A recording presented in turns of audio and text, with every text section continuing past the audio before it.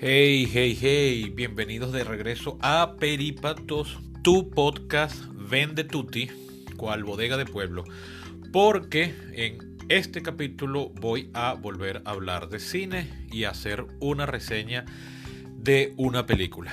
Y ustedes dirán, epa, ya va, ¿qué pasó? Si en el capítulo anterior, el número 45, Introducción a los problemas de Venezuela, dijiste que a partir de ahora ibas a hacer una serie de conversaciones con expertos en diferentes áreas para hablar sobre los problemas del país que planteaste en dicho capítulo. Y yo digo, sí, es cierto, lo planteé, pero primero que nada, eso no tiene que ser seguido. O sea, no tiene que venir a juro ese capítulo seguido de este. La ventaja de un podcast, que esto no es radio en vivo, es que uno puede oírlos en el orden que les dé la gana. Pero el verdadero motivo de fondo, si bien ese no deja de ser válido, es que no he podido todavía garantizar a nadie que me acceda a participar en la conversación. O sea, estoy hablando con dos personas para hacerlo, pero, sí, cómo no, buenísimo, vamos a echarle bola. Y luego me dejan en azul, o ni siquiera eso, y no he vuelto a saber de ellos. Entonces, bueno, esto es lo que pasa cuando uno todavía está empezando, es un cachorrito y sueña con ser como Joe Rogan o vete a saber quién más, pero todavía está muy lejos de serlo. César Miguel Rondón es otro referente. Así que bueno, nada, me la tengo que calar y lamentablemente ustedes tienen que pagar el precio por ahora. Así que en este capítulo hará una reseña de, como pueden ver ya en el afiche, la película Tenet, el más reciente largometraje del director angloamericano Christopher Nolan. ¡Hey!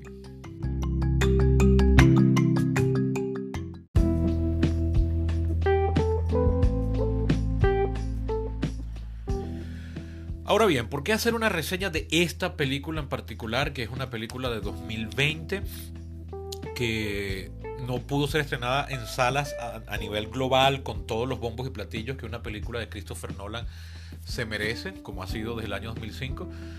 Bueno, por el simple hecho de que es la primera película que veo en el cine después de exactos 11 meses sin volver a entrar a una sala. La última vez que fui a ver una película fue el jueves 12 de marzo de 2020, una película que importó a Venezuela mi amigo y colega crítico y espero también un día decir colega cineasta Edgar Roca, con su nueva empresa, la misma empresa con la que trajo la ganadora del Oscar Parásitos. Ese día 12 vimos la más reciente película que él trajo, que era Retrato de una dama en llamas, película que estuvo nominada al Oscar como mejor película internacional.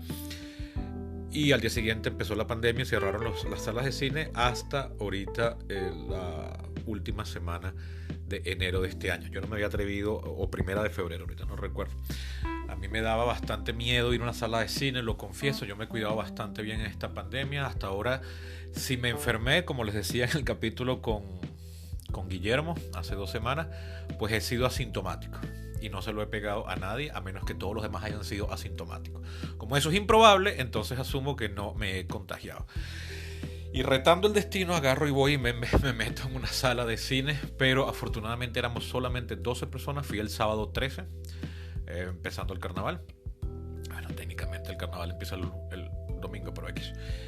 Y éramos muy pocas personas, estaba en la fila E, no había absolutamente nadie adelante mío. En la fila de atrás mío había una pareja que no estaba exactamente atrás, estaban diagonal.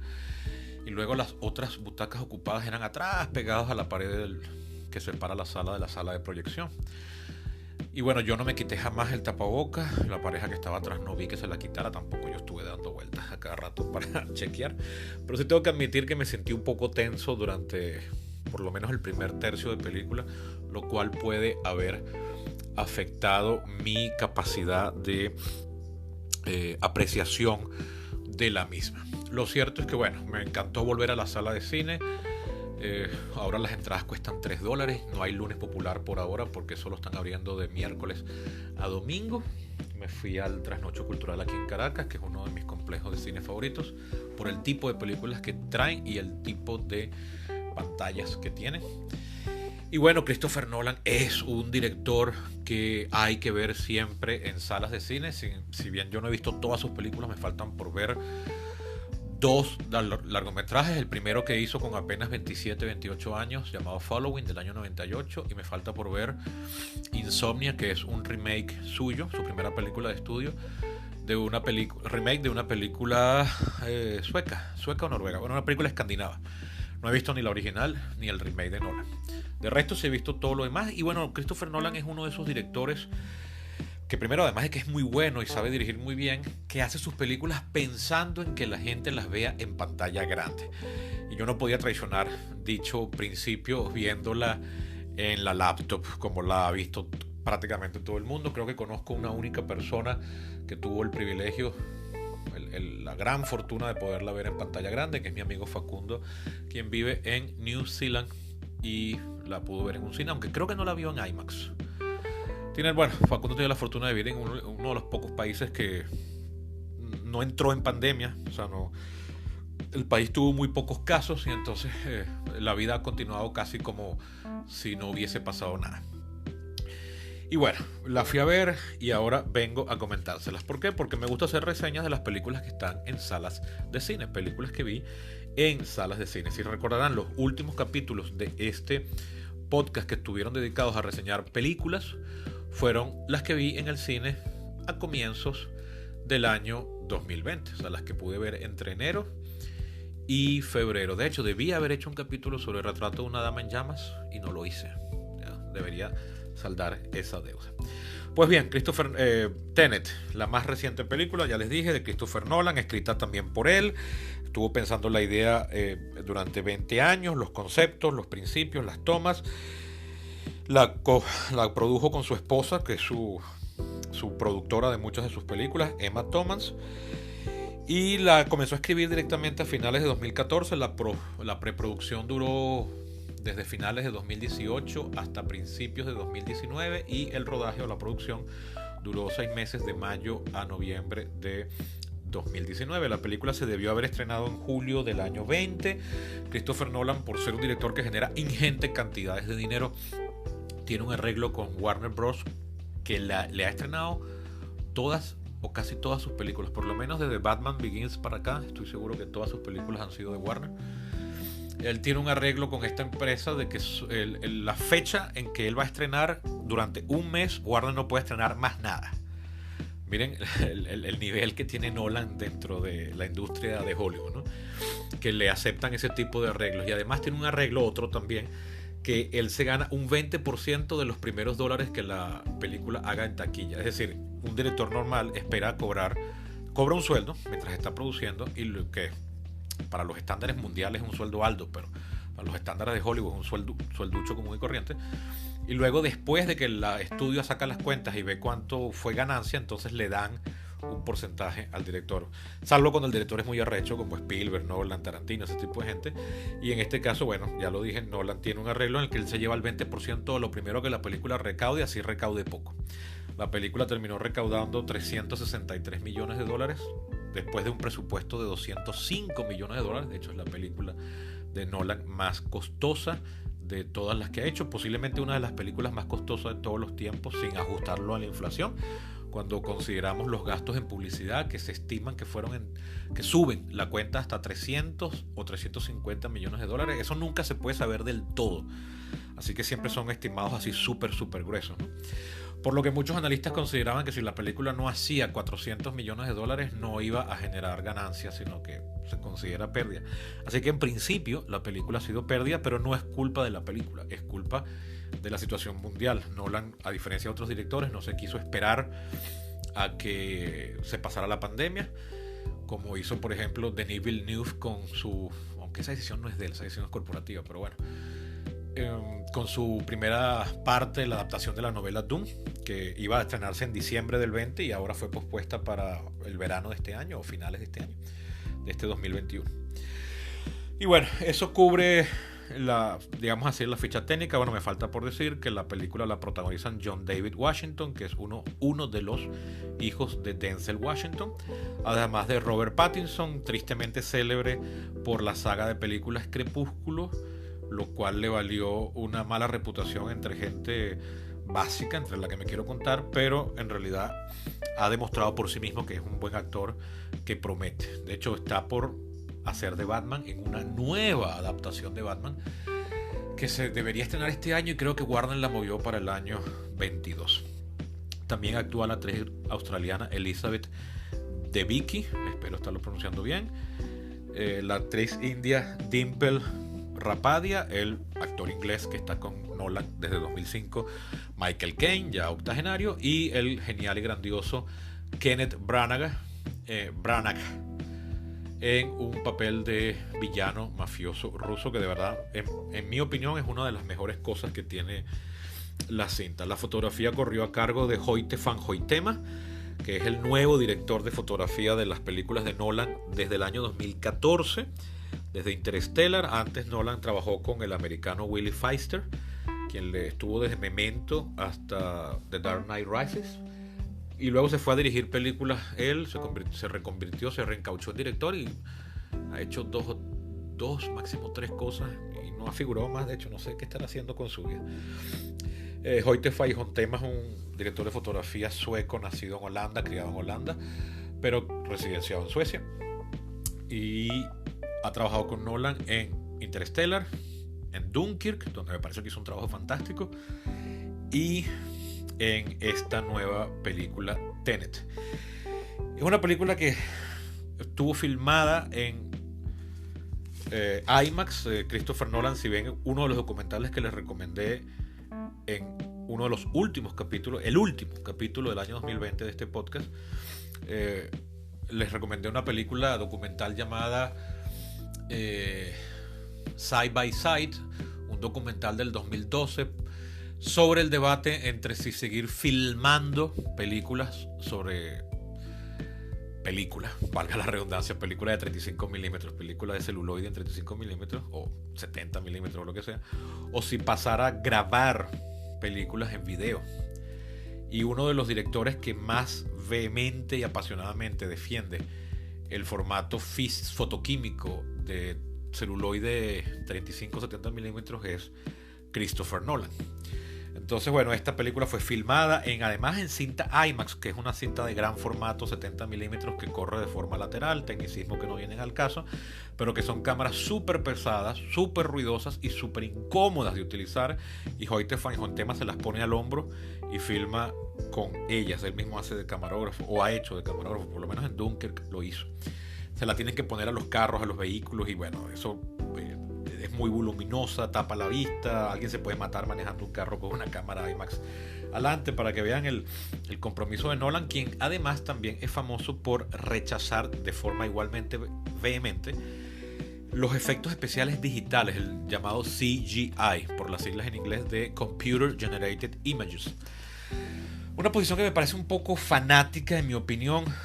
David Fincher ha demostrado que uno puede hacer efectos CGI de muy buena calidad, que nadie se da cuenta que son CGI, porque los que hace George Lucas todo el mundo se da cuenta, que a mí me parecen también muy buenos, o los de Peter Jackson, pero los de David Fincher nadie sabe que está viendo un efecto computarizado. Entonces ahí eso, en mi opinión, le calla la boca al argumento de Nolan, pero bueno, aquí él lo asume como una postura ideológica, entonces se precia de que sus películas tienen efectos especiales prácticos, como si las estuviese haciendo en los años 30 o algo así. Pero de hecho, aún así, esta película, curiosamente, tiene la menor cantidad de efectos especiales de todas sus películas. Tiene apenas 208 efectos especiales, y para que se den una idea, tomas de efectos especiales. O sea, un plano, una toma o un plano es entre un corte y otro corte. O sea, cuando ven que la cámara cambia de ángulo, ahí se acabó la toma. ¿Okay? Esta película solo tiene 208 tomas de efectos especiales. Si comparamos con The Dark Knight, o mejor dicho, la que le sigue es Dunkirk con 429. Después viene The Dark Knight Rises con 450. Después Inception, que es una película muy visual, con 500. Y The Dark Knight, la del 2008, la segunda, con 650. O sea, que esta solo tenga 208 es increíble, porque la película es bastante compleja visualmente, o sea, las escenas de efectos especiales, pues las escenas más con la acción más trepidante son las que se le quedan a uno grabados en la cabeza. Seguiré con la crítica en el siguiente segmento. Por ahora solo estoy haciendo la ficha. Esto es impresionante, de verdad, esta estadística. Sin embargo, y aquí quiero cerrar este punto, a mí me parece que estas cosas, además de que son una postura ideológica necia, me parece que no pintan gran cosa a la hora de la apreciación final de lo que uno está viendo. Eh, si uno estuviese viendo estas películas en los años 80, uno se diría, wow, ¿cómo hicieron esa toma? Cuando uno ve ahora una película de Christopher Nolan y ven cómo un carro de repente da la vuelta que da cuando se estropea le disparan en una rueda y tal, uno se dice, wow, ¿cómo harán esa toma? Pero uno dice eso si uno sabe que Christopher Nolan es un director que se precia de no usar efectos digitales, que claro que los utiliza sobre todo para borrar cable, borrar arnés, grúa, ese tipo de cosas, ¿no? Pero es lo mismo que ver una película de estas de Misión Imposible que hace Tom Cruise ahora. Bueno, ahora desde el 96, hace 25 años. Pero me refiero a que Tom Cruise es famoso por hacer la mayor cantidad de las escenas de acción las hace él sin doble. Y si se tiene que salir por la parte de afuera del edificio más alto del mundo para subirlo con sus manos, claro, agarrado de un arnés que luego borran con CGI, lo hace. Pero eso hoy en día no entusiasma tanto como podría entusiasmar antes, porque uno asume todo el tiempo que esos son efectos digitales. Uno ya está prejuzgado y siempre dice, no, lo hicieron por computadora, no, lo hicieron por computadora. Tan temprano como los años 90, cuando los efectos por computadora de verdad tenían muy poca utilización y muy poca penetración. Yo recuerdo cuando yo estaba en el 7º grado de bachillerato, que cursé entre el año 91 y 92, me acuerdo que en aquella época había una cuña de televisión de jabón Per Plus, creo que se llamaba.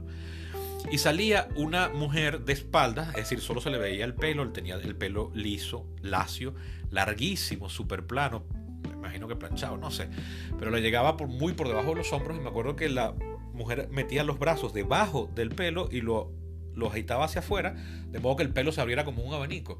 Y era una cuña muy impresionante, era para demostrar cómo este champú te ponía el pelo muy suave. Y yo me acuerdo, éramos unos pelados de 12 años, diciendo con mis compañeros, no, esos efectos los hicieron por computadora, cuando en realidad los efectos por computadora hasta esa época solo sabíamos de uno, Terminator, del año 91. No había llegado Jurassic Park ni todo lo que vendría después.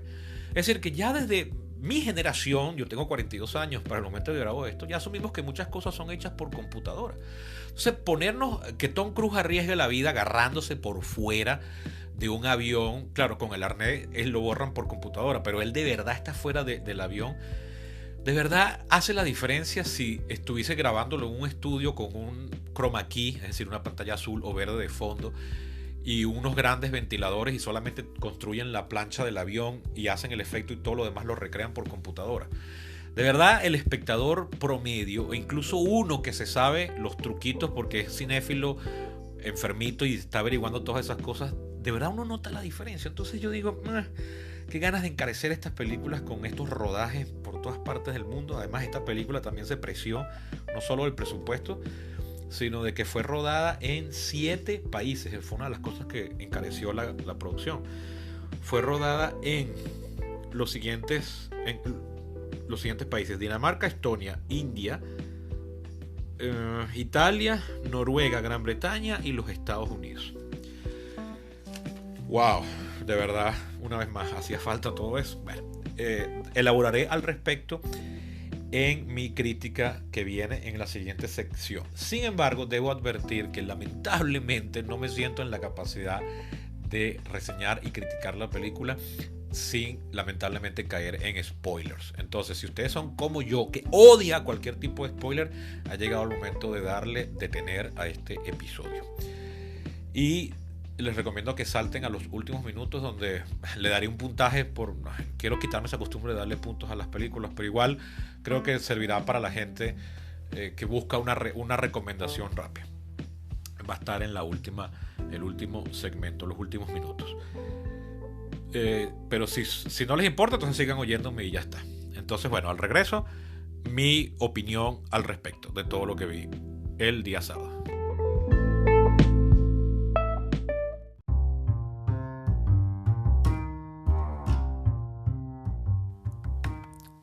Antes de continuar, quiero hablarles de sushi, en concreto de Bocadillo Sushi, la marca de sushi a domicilio de Luis Juárez, sushero con décadas de experiencia en el ramo y con quien llevo trabajando desde 2016. Mire, se los voy a poner así. Antes de conocer a Luis, a mí no me gustaba el sushi. Y ahora soy un fanático. Pero no se conformen con lo que les digo. Vayan a su cuenta de Instagram y vean las fotos y lean los testimonios. Si viven en Caracas, les recomiendo su bandeja de 3 roles, que equivale a 30 piezas. Y si llaman de parte mía, Sebastián Cova, les regalarán una bandeja extra de ensalada dinamita. Vayan a Bocadillo Sushi en Instagram y hagan la prueba. Si no viven en Caracas, no importa, porque pueden darle ese regalo a alguien que quieran y que viva aquí, pagando por Zelle o PayPal. Bocadillo Sushi, el mejor sushi para llevar.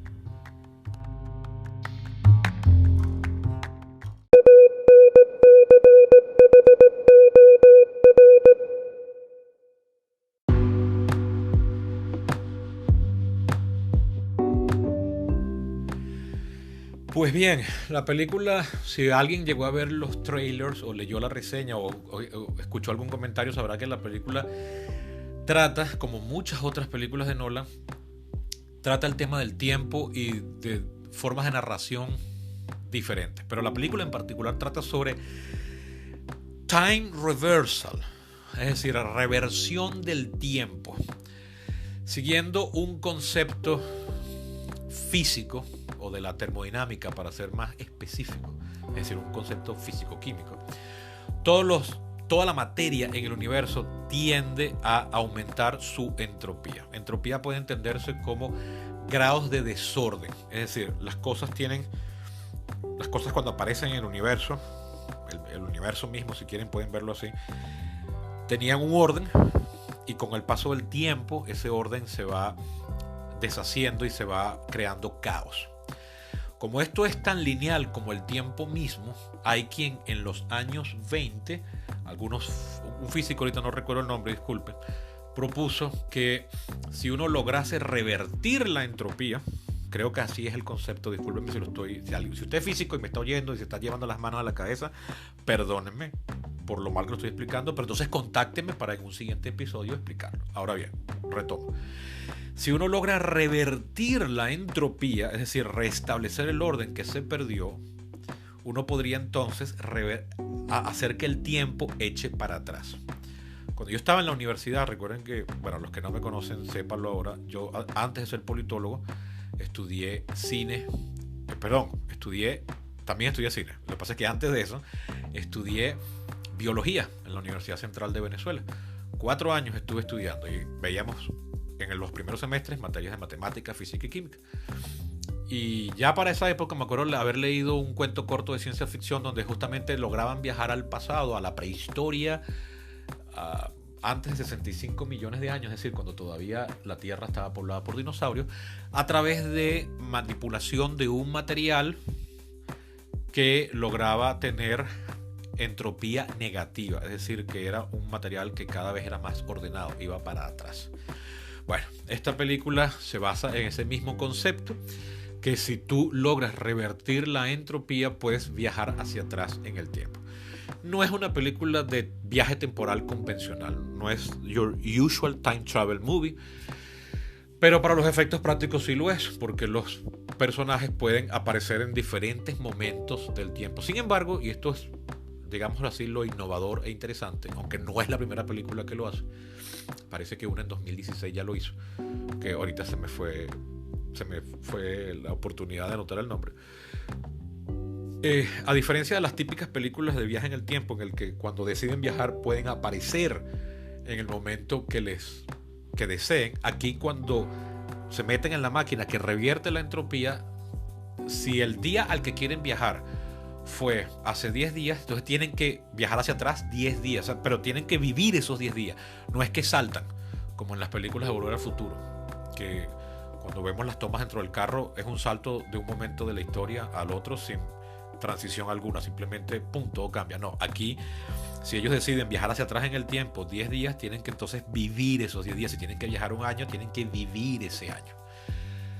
Con lo cual la película podría parecer más compleja, pero en realidad la película a mí me pareció un desastre.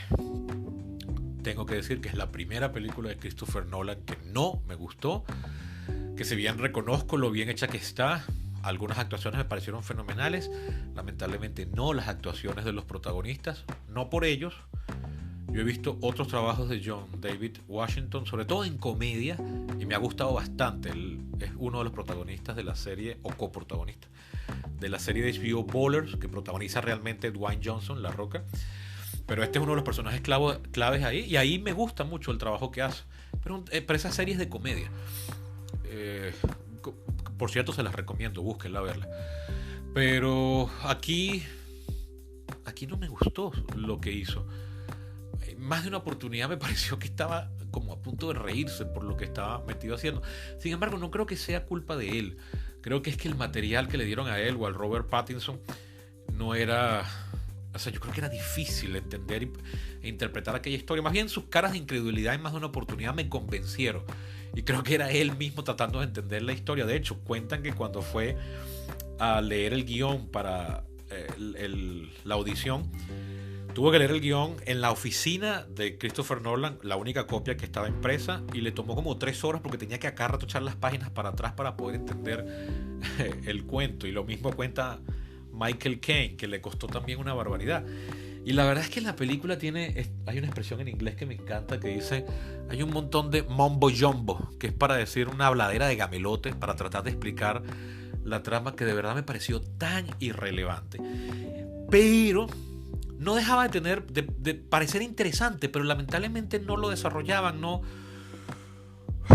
Bueno, mentira, sí lo desarrollan, pero llegaba un punto en que no me interesaba. Eso es lo crucial. O sea, la película no logró nunca que la trama me interesase, que llegara a descubrir por qué logran revertir la entropía para viajar hacia atrás en el tiempo. Me pareciese importante. Se llegó al principio, oye, ¿cómo lo logran? ¿Qué es esto? Ah, mira, hay una máquina y las máquinas están por diferentes lados, pero después de un rato era así como que meh. Pero esto es peor todavía, sobre todo viniendo de una película de Christopher Nolan. Las escenas de acción me fastidiaron horrible. Primera vez en mi vida. Bueno, no es primera vez. Las secuelas de Matrix también me fastidiaron algunas de sus escenas de acción. Pero que las escenas de acción fastidien y me hagan sentir irrelevante, que ni siquiera me preocupara por lo que le estaba pasando a las personas, ni que siquiera un plano me pareciera interesante o creativo, o a veces me despertaba la duda de, oye, sabiendo que Nolan no usa CGI, ¿cómo habrán hecho esta toma? Pero de resto, de verdad que me distraí horrores y solo quería que se acabara la toma de acción para que luego entonces llegaran a una escena de diálogo y otra vez cayeran en el mumbo jumbo fastidioso.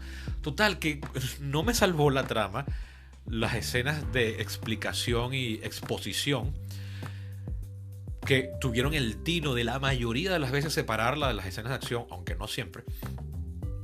Pero ni las escenas de acción me entusiasmaron, ni me parecieron buenas, ni me interesaron, ni me engancharon, pero tampoco las escenas de diálogo. Y para más colmo, hay una especie de drama humano de fondo, hay una especie de tensión romántica entre el protagonista, que literalmente nunca tiene nombre, solo se lo conoce como el protagonista, John David, que interpreta a John David Washington, y la esposa del personaje que hace Kenneth Branagh, es decir, el personaje que interpreta a la australiana Elizabeth Debicki, que además de que el drama de ella nunca me pareció tal, si bien lo explicaron más de una vez, pero me pareció incluso ridículo el elemento dramático que la sujetaba a ella, que la amarraba al conflicto. Pero después nunca compré, porque nunca me pareció natural, nunca me pareció relevante toda la tensión pseudo amorosa que hay entre John David Washington y el personaje de Rybicki.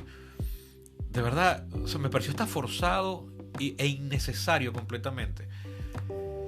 Total, que esperaba que por lo menos visualmente la película fuese atractiva, pero el hecho incluso, y aquí viene otra opinión negativa, el hecho de que haya sido rodada en 7 países diferentes a lo largo del mundo también me pareció enormemente innecesario, porque no los ves, salvo unas escenas muy rápidas en Italia. Todas las demás escenas en locaciones diferentes me parecieron que podrían haber sido filmadas en el interior de Australia, y daba absolutamente lo mismo.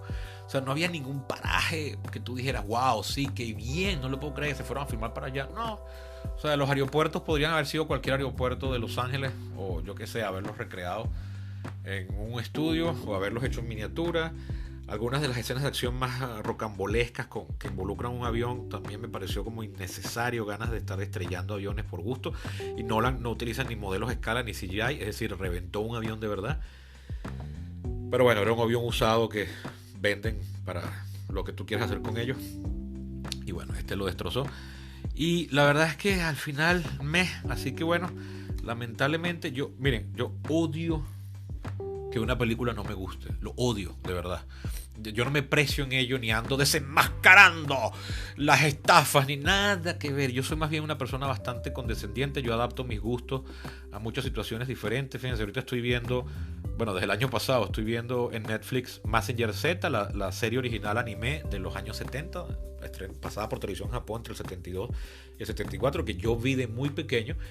Tenía grandes recuerdos de esa serie, tenía más de 30 años que no la veía y la estoy volviendo a ver. Son 92 capítulos, se me ha hecho eterna. Hoy vi casualmente el número 67 y me doy cuenta que Mazinger Z no es todo lo buena que yo la recordaba, y que muchas otras cosas posteriores como Robotech o ni hablar de Evangelion son muy superiores. Pero yo me pongo en la tónica de una serie de televisión japonesa de los años 70, y cuando voy evaluando cada capítulo, porque yo veo un capítulo diario y luego paso a veces 2 meses que no la veo, pero yo digo, bueno, ok, sí, o sea, toda la serie me podría parecer mala si la juzgo con mis criterios de hoy en día, pero no, tengo que juzgarla como si esto fuese 1972, las cosas que se veían en esa época y dentro de los límites que la serie impone. Y entonces, bueno, a veces un capítulo me parece muy bueno. Por cierto, el que vi hoy me pareció que es uno de los más fuertes que he visto, y que le daría un 9/10 dentro de la escala de Mazinger. Pero si la pongo dentro de las escalas de todas las series de televisión animadas que yo he visto, Mazinger sería una porquería. O sea, está muy por debajo de cualquier otra cosa anterior y posterior que he visto. Pero pasándome el switch, poniéndome el contexto, me parece que tiene cosas buenas y rescatables. Es decir, yo me adapto a la película en vez de obligarla a que la película se adapte a mis gustos. Bueno, en este caso, wow, no lo logré. Y eso es todo lo que puedo decir de la película. No quiero extenderme más, ya más este capítulo está quedando eterno. Y no debería dedicarle tanto a una película que no me gustó. Así que bueno, en la siguiente sección me despediré y daré una puntuación para la gente que le gusta ponerle puntos a las cosas. Yo debería dejarlo en que no me gustó y ya. Pero bueno, en la IMDb siempre le pongo puntos a las cosas, entonces bueno, me traigo eso por acá.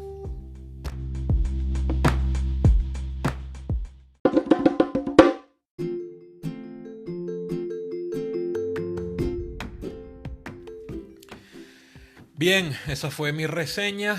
Para los que se saltaron hasta este minuto, les comento que la película en términos generales no me gustó, fue una enorme decepción. Las escenas de acción me fastidiaron, las escenas de explicación y diálogo me parecieron forzadas o incomprensibles o simple y llanamente cualquier cosa. Y podría decir que esta es la primera película de Christopher Nolan, si bien me faltan 2 por ver de él. Pero esta podría ser que es la primera película de Christopher Nolan que no me gustó. Si quieren que le dé algún puntaje, una costumbre que estoy tratando de quitarme, pero aún así reconozco que tiene cierta ayuda referencial rápida, pues le doy 5/10. Sí. Rescato lo bien hecha que está en términos de producto audiovisual elaborado. Uno ve los millones, pero la historia no me importó, no me enganchó, no me hizo falta. Espero no haberme contagiado de COVID por ir al cine. Si no, no se lo voy a perdonar nunca esta película. No me arrepiento de irla a haberla visto en el cine. Jamás me arrepentiría de eso. Pero, oye, de verdad pensaba que me iba a gustar mucho más. Pensé que iba a tener cosas rescatables. Y miren, aguanté esto varios días. O sea, estoy grabando esto 2 días después de haberlo visto, porque quería esperar a que la película sentara en mi cabeza como si fuese polvo en una ponchera llena de agua. No pasó, estuve leyendo sobre la producción, incluso me leí el resumen de la película en Wikipedia y nada. O sea, no descubrí nada nuevo o nada relevante ni importante. Es un gran meh. Si a alguien le gustó, perfecto, qué bien. maravilloso. A mí no me ofende que a alguien le guste lo que a mí no. Al revés, sí. Me duele cuando a alguien no le gusta, incluso le molesta cuando algo que a mí sí me gustó. Pero en este caso no. Salvo episodio 7 de Star Wars. Pero bueno, no. La cosa es que, bueno, miren, decepcionado completamente. Quizás en un futuro, en un año, la vuelva a ver. Yo que sé, en formato físico, de modo que pueda detenerla, echarla para atrás, pausarla, anotar cosas y diga, mira, esto estuvo interesante. Pero la verdad es que no, o sea, ya creo que sé cuáles fueron todos los truquitos, todos los indicios, esto estuvo aquí, esto estuvo allá, esto te lo anunciaron aquí, esto está anunciando tal cosa, y la verdad es que o sea, no he leído nada ni he pensado nada después de haberla visto que me haga decir, era eso. No, nada que ver. Que sí me ha pasado con otras películas que al principio pensé que no me gustaban y después de un tiempo, cuando le propuse mis ideas de cómo interpretarla a otros amigos y colegas, me dijeron, sí, mira, también es eso. Y yo digo, por ejemplo, eso me pasó con...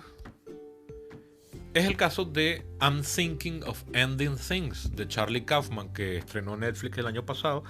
Es una película que la primera vez que la vi me quedé dormido. Después casi esperé como 10 días para volverla a ver porque de verdad me fastidiaba. Y cuando pensaba... Cuando yo por algún motivo dejo de ver una película en un punto, que por lo general es porque la empecé muy tarde y me quedé dormido, o porque se fue la luz, algo así. Yo no las retomo desde el punto en que las dejé. No, yo las vuelvo a ver de cero. Entonces cuando pensaba en todo lo que había visto hasta ese punto, yo decía, no, qué tedio. De verdad es una película que llegaba un momento quería que se acabara.